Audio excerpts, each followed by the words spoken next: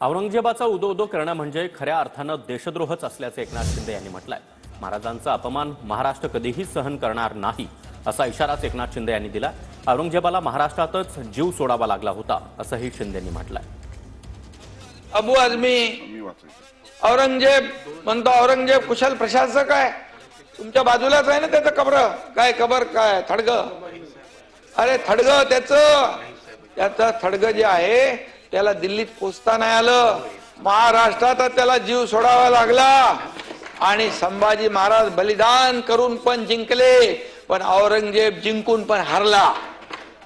औरंगजेबाचे उदो करणं म्हणजे खऱ्या अर्थाने हा देशद्रोह आहे आणि म्हणून देशद्रोहात मीच मागणी केली, देशद्रोहाला टाकून द्या आतमध्ये आणि त्याचं निलंबन करून टाका आणि म्हणून त्याचं निलंबन झालं। त्यामुळे छत्रपती संभाजी महाराज असतील, शिवाजी महाराज असतील, आपले राष्ट्रपुरुष असतील, यांचा कुठलाही अपमान केलेला कोणी महाराष्ट्र सहन करू शकणार